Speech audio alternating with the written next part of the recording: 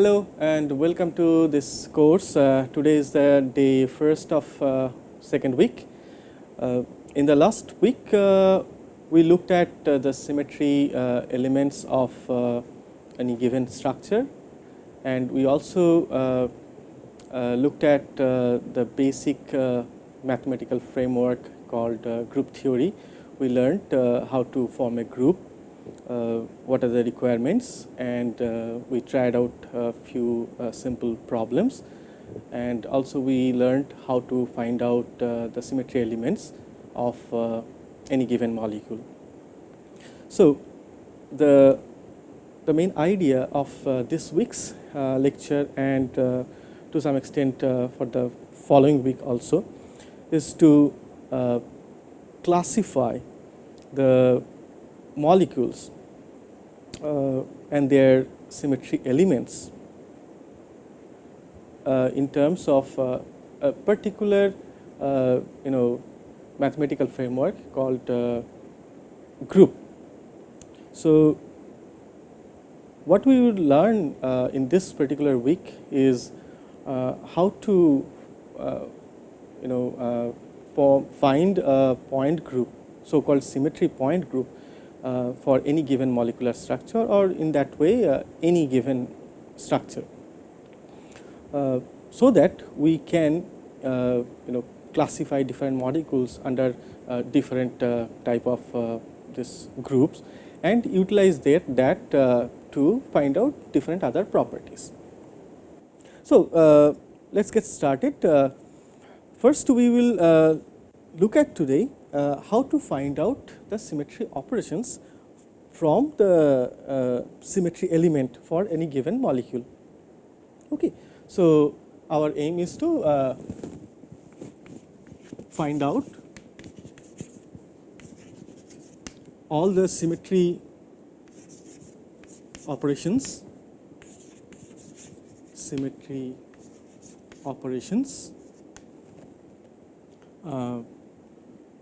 that is generated by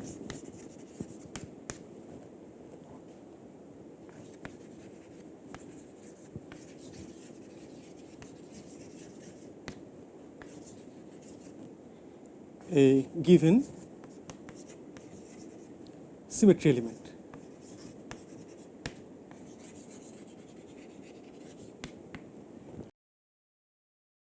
So we have 5 different symmetry elements that we found out last week. Identity, we have proper axis of symmetry, we have center of inversion, we have improper axis of symmetry, and we have plane of symmetry or reflection symmetry. So let's do one by one. Okay, so the identity operation E, if I operate E on any molecule, it will give me back the same molecular structure, and if I operate it once more, it's not going to make any difference. So you operate E on any molecule n number of time, infinite number of time, every time it's going to give you back its original structure. So one identity element E will generate only one symmetry operation, that is also E. So if these are my elements and these are my symmetry operations, okay, so these are symmetry elements and this part will be symmetry operations. So E element will generate only one symmetry operation, that is identity operation. Now next will be proper axis of rotation. Okay, so any given proper axis of rotation is denoted as Cn. N is the order of rotation. Now we mentioned about it when I showed you the example of methane molecule. Okay, that once I find out which one is my C3 axis, in that particular case Cn was C3. So once I locate that principal axis of symmetry, then for every 360 by n degree rotation, I get an indistinguishable Chuck structure. Okay, so that means I can keep on operating Cn till the point I get back my original structure. So, for example, in case of methane, I had the C3 axis, and you start rotating, 120 degree, 120 degree, 120 degree, and ultimately you will end up getting the original structure. So, you keep rotating the molecule about Cn. So, the first rotation will give you Cn1, second rotation will give you Cn2, and so on. And when you reach Cn, that means you operate a 360 by n degree rotation.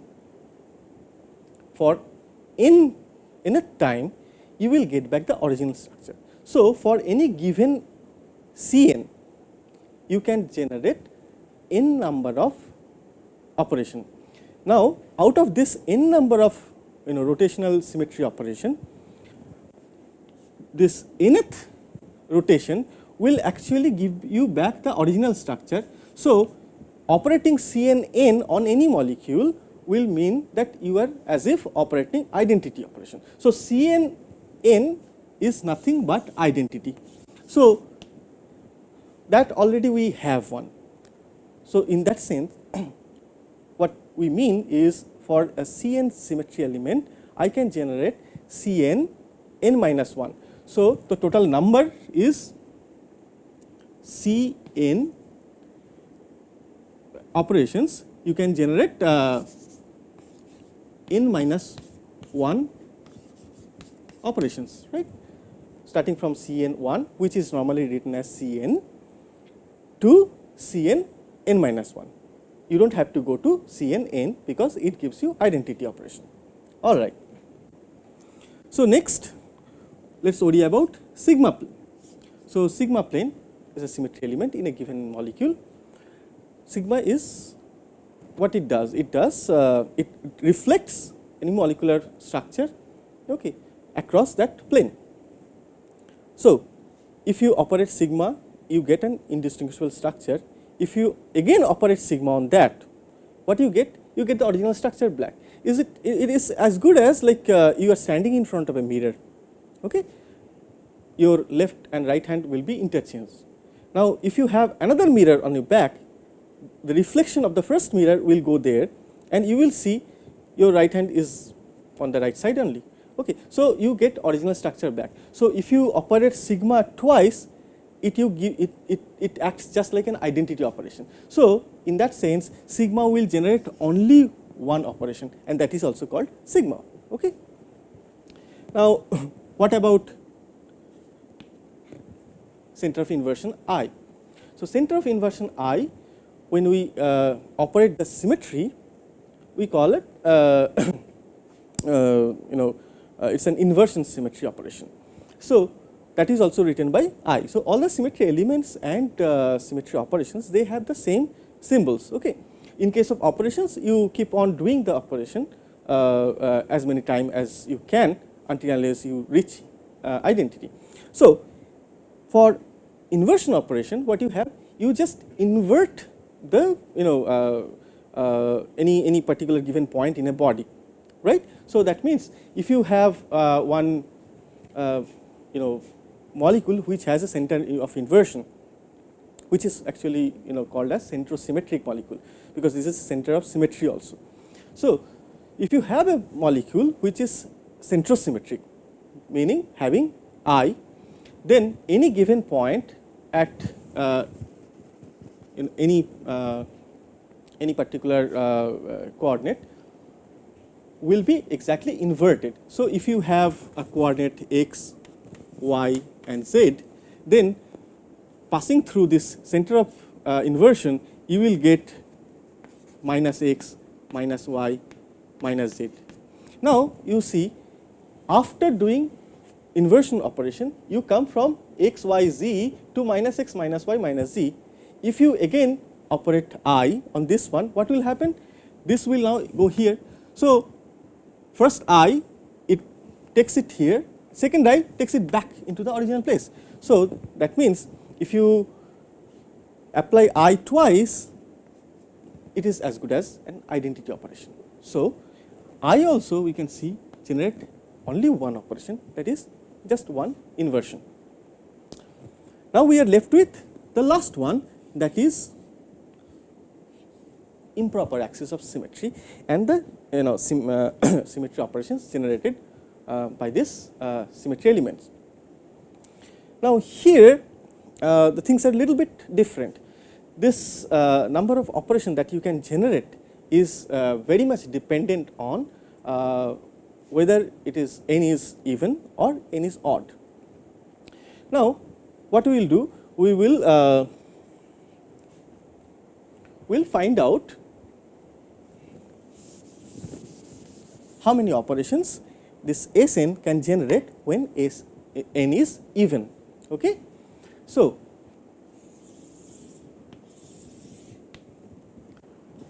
Sn is nothing but a Cn followed by a reflection on a perpendicular plane that we call as sigma perpendicular.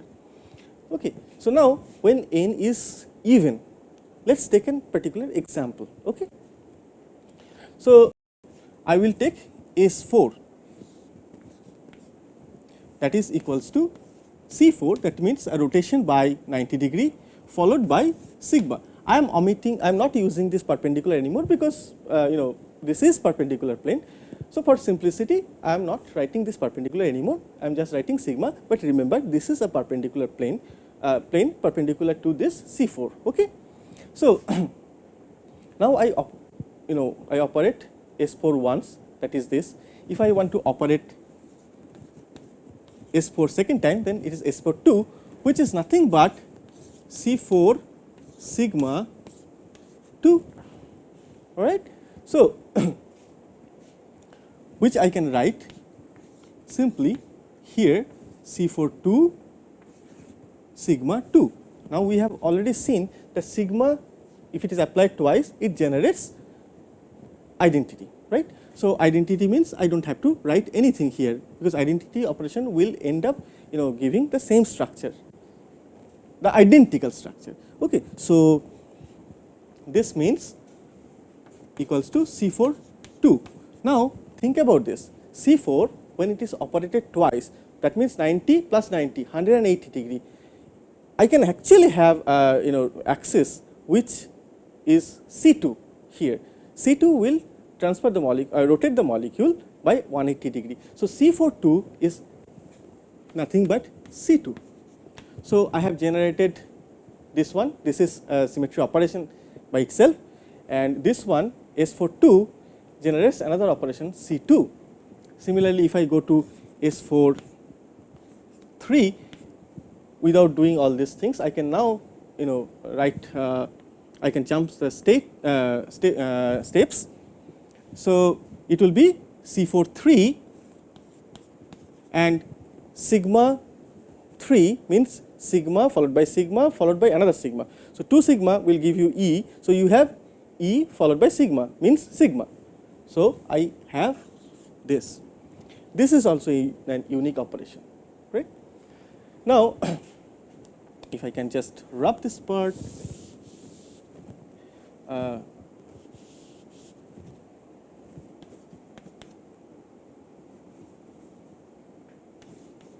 then I can go to S4 4, that means C4 4. C4 4 means what? CNN meaning identity. So, that is not going to give me anything, and sigma to the power 4 is also identity. So, S4 4 is identity. All right. Now, we have said that for any given symmetry elements, we start generating the symmetry operations until and unless we reach the identity operations, and we have reached there. So, here this S4 generates 4 operations, out of which one is identity and 3 others are symmetry operations by themselves. So, here Sn will generate Sn 1 to Sn n minus 1 operations. Also there is E for Sn n. Okay. When this is even, this is for even. Okay. All right. So essentially they are generating n number of operation, and out of this n, one is identity, and then rest n minus 1 are other operations. Okay.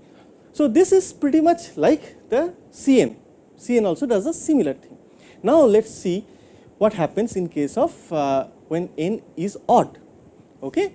So let's take a simple case of S3. 3 is an odd number. So S3 means I have a C3 followed by a sigma. All right. So this is S3 means S3 1, and I operate it twice. I get C3 square and sigma square means identity. So this is C3 square. So this C3 square we have also generated for proper axis of symmetry if Cn is C3. Okay. So S32 is nothing but C3 square. Then I go for S3 3.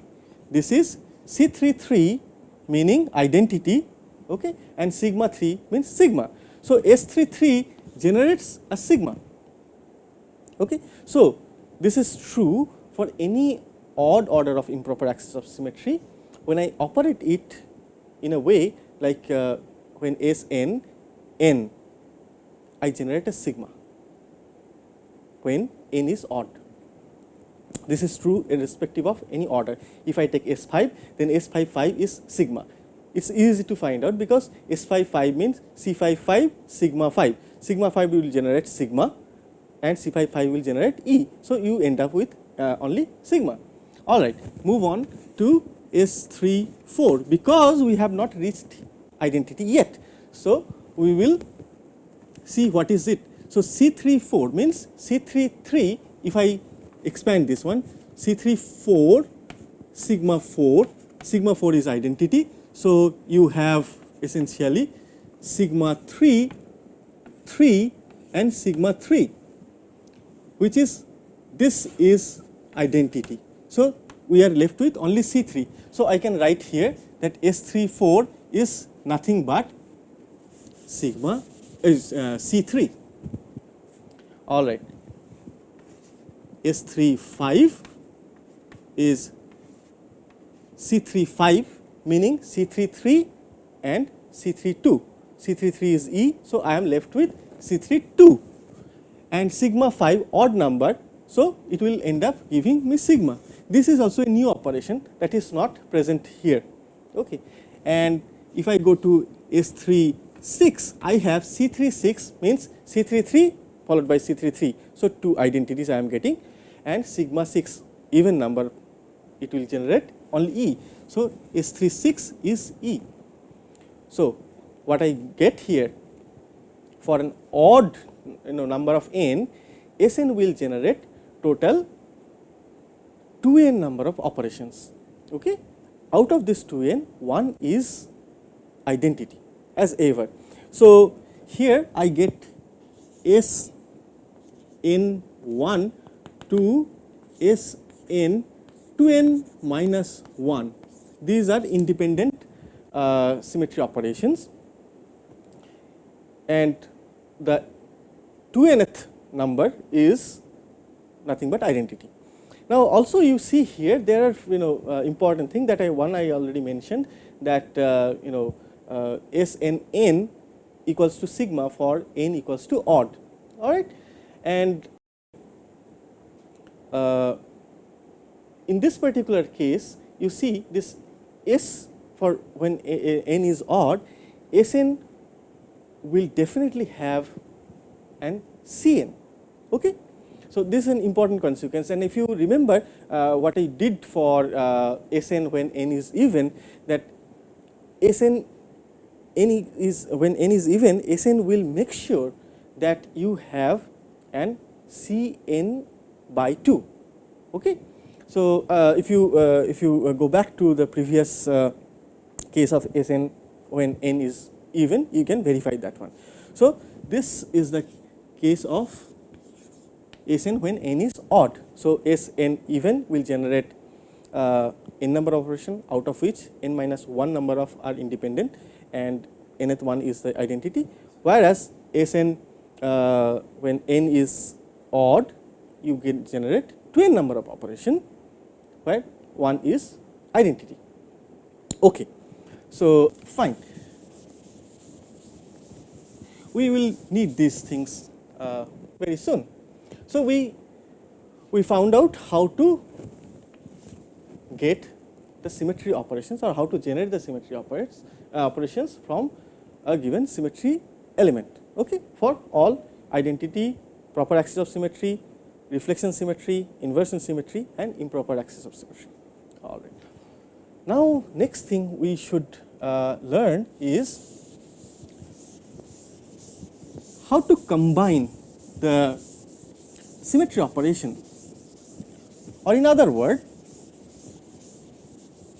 if I operate like I generated different symmetry operations by successively applying the symmetry operations on a particular molecule, Cn, one more Cn in that way, or Sn, one more Sn in that way.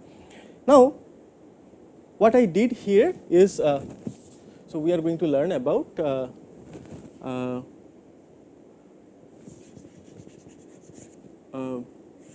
combination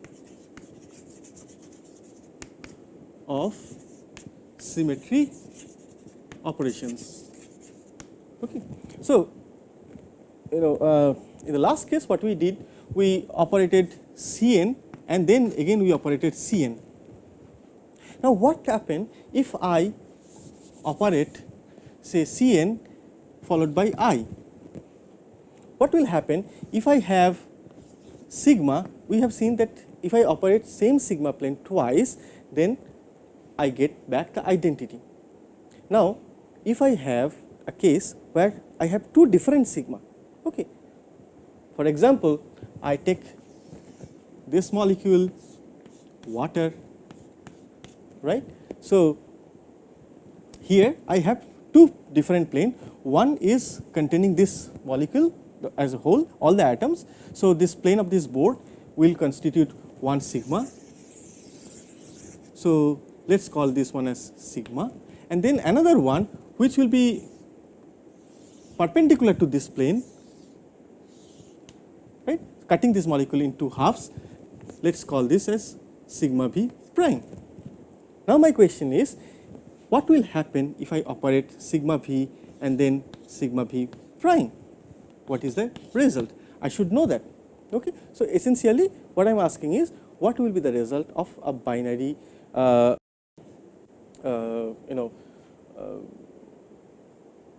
combination of two different symmetry operations? I have seen already what happens in case of the combination of the same symmetry operations with itself. Now we are going to see what happens in case of two different symmetry operations. So let's take this example. This is the simplest example. So let's start with this particular question itself, right? So now in order to solve this, what we will do, we will first mark these hydrogens by 1 and 2. Okay? So this is 1 and this is 2. So I am going to do is, what I am going to do is, I am going to apply this one on this molecular structure. Okay? Correct? So what I will do, I will first operate sigma b prime on this, and then whatever the result that I get, that is the resultant structure, I will operate sigma b on that. Let's do that. So when I operate sigma b prime, that is this plane, okay, which is cutting half, then what will happen? 1 will come to this place, 2 will go here, nothing will happen to O. So I get a structure, right, like this. This is 1 and 2. Now if I operate sigma v on that, what is going to happen? So sigma v is in this plane. So sigma v is not going to do anything to this molecule, so that will remain same. So ultimately operating sigma v and sigma v prime on this molecular structure will give me this one. Now can you tell me could I get the same structure from this starting molecular structure by operating any other symmetry operation? A closed loop will tell you the answer is yes. What is that? I have a rotational axis of symmetry, right, along this direction, which is a C2, right? If I rotate this one, then I get equivalent or indistinguishable structure. So now, if I operate C2 on this structure, what will happen? This will just rotate it 180 degree. So one will go over to the place of 2 and 2 will come here, which is nothing but this. So I can bring this structure to this by simply operating a C2, and I can create the same effect by combining these two. Okay? So this is an example of how to combine this. So what you should do is you take any molecule, find out the symmetry elements, and then you find out the symmetry operations, generate all the symmetry operations. So you find the exhaustive list of the symmetry operations that can be generated for a particular given molecular structure, and then you start combining any two symmetry operations. How will you do that? Just like this. You take the molecular structure, operate one, then whatever the resultant, operate the other one on that, and you get your results. You can combine like 5, one after another, and you can end up getting that the desired result. Fine. So we have learned how to combine this symmetry operations. Now we are pretty much ready to check if we can use this symmetry operations that one molecular structure can generate, whether they can form something like a group. Okay. If it is capable of forming a group, that is the symmetry operations of a given molecular structures can form a group, that will be wonderful, because we can utilize all the properties of a group, okay, to define the symmetry of the molecules. When I say define the symmetry of the molecules means we can classify several molecule into a particular group. Then we can utilize the characters of those group. Okay, note this particular word character. Here I just meant a character, like a characteristic thing, but it has another meaning also, which will be clear in a week or so. So we have to check whether these symmetry operations can form a group or not, and that will really help us in finding out how the molecular symmetries dictate the observation of several properties, chemical or physical properties. So we'll stop here today, and in the following class we will look into this possibility of formation of a group using this symmetry operations as the element of the group. Thank you very much.